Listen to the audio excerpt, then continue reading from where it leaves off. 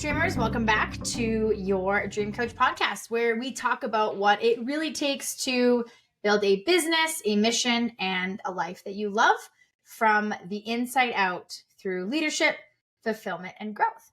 I'm your host, Shayla Wey, and today we are diving into one of the most underrated but powerful truths of entrepreneurship and leadership. And that is your leadership energy matters more than just your leadership words. Now, I know that sounds a little intangible at first, but stay with me because this idea is a game changer. So whether you are currently leading a team, a business, a family, or even just yourself, how you show up is either fueling or fracturing the culture that you're building. So this episode isn't a checklist of leadership strategies. It's about the vibe that you carry, the tone you set, and the frequency you lead from. Because what I found is after nearly 2 decades in business and coaching is that your energy leads before your expertise ever does. So let's unpack it, why leadership energy matters so much, how to become more aware of your own, and how to shift into the kind of energy that actually moves people and builds dreams. So the first thing that I've learned is that people feel you before they hear you. So people don't follow what you say, they follow how you are. So before you ever give a pep talk or set a vision or walk through a strategy, your presence walks in the room. And that presence is either grounding, inspiring, chaotic, guarded, empowering, or not. And what I found is that your state becomes your leadership signature. So your team, your clients, your family, they feel your energy. So if you walk in tense, scattered, or disconnected, it changes the whole dynamic. If you show up confident, calm, and fully present, people lean in, even if you say very little. So leadership really starts with presence, not, a PowerPoint. Now, energy is contagious. So make sure yours is worth catching. We talk a lot about leadership being influence, but influence is really just energetic transfer. So are you pouring belief into your team or are you subtly draining it? Are you showing up with scarcity or are you leading with possibility?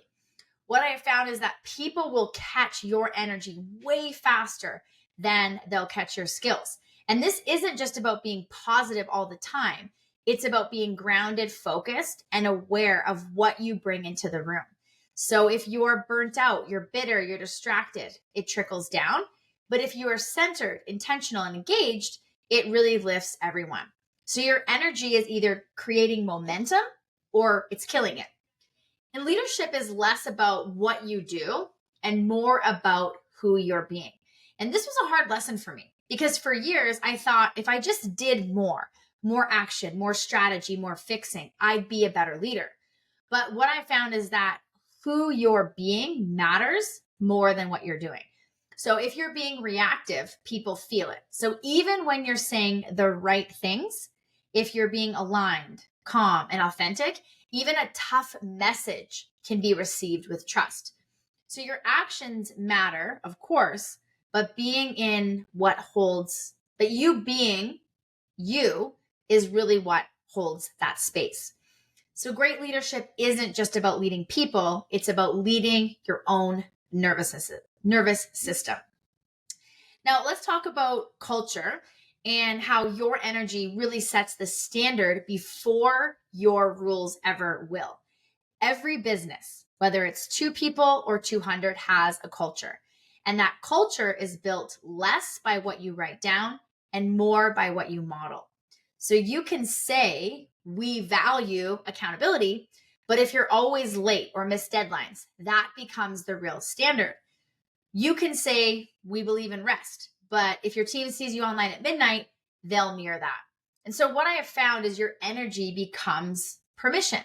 If it gives people unconscious clues for what's acceptable and what's expected.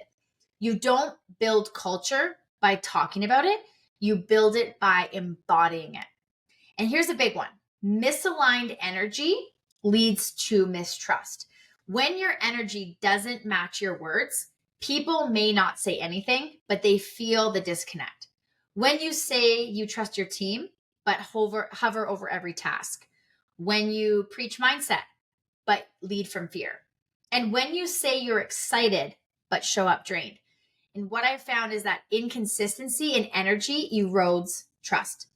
People do not need you to be perfect. They need you to be aligned, to walk the talk, to own your days off with honesty, to lead with congruence. Trust is built when energy, words, and actions are all in sync. Now, the strongest energy in the room wins. So choose yours on purpose. You've probably heard that quote before, but here's how it shows up in my own life.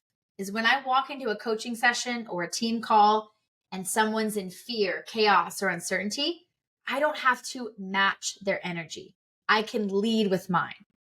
And what I've found is that the most grounded leader in the room doesn't overpower people. They anchor them.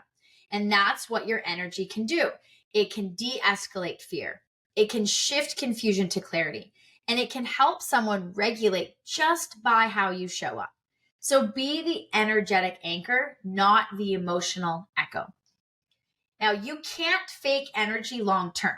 You have to cultivate it. This isn't about performing the right energy, because faking positivity or confidence or calm eventually leads to burnout. So what I have found is that your leadership energy is directly tied to your well-being. Are you getting enough rest? Are you living in alignment with your values? And are you taking time to reconnect to your vision? When I'm out of alignment, my energy tells on me before I even open up my mouth. But when I'm grounded, taking care of myself, and tapped into my purpose, my presence speaks volumes. You don't have to fake energy. You have to fuel it. Now, I want to bring this all home. With leadership, energy creates culture, loyalty, and long-term impact. The truth is, people don't just remember what you did or said. They remember how they felt in your presence. What I found is that your energy leaves a legacy. It shapes your brand. It builds your team. It creates emotional safety or emotional chaos. And when you lead with intention, people don't just follow your words. They rise in your presence. And that's what real leadership is. So my challenge for you this week is notice your energy before you speak. Ask yourself, what am I bringing into this room, this call, this conversation? And then choose it on purpose. Lead yourself before you lead others, because your energy is your message, whether you say a word or not. Now, if you resonated with something in today's episode, I'd love for you to DM me on Instagram at Shayla Wey Coaching and tell me what energy you're choosing to lead from this week. I'd love to hear how this lands for you. And as always, if this episode helped you, share it with someone who leads or wants to. Subscribe, leave a review, and let's keep building the kind of leadership that transforms people from the inside out. Keep dreaming, keep growing, and lead with energy that invites others to rise. Until next time on your Dream Coach podcast.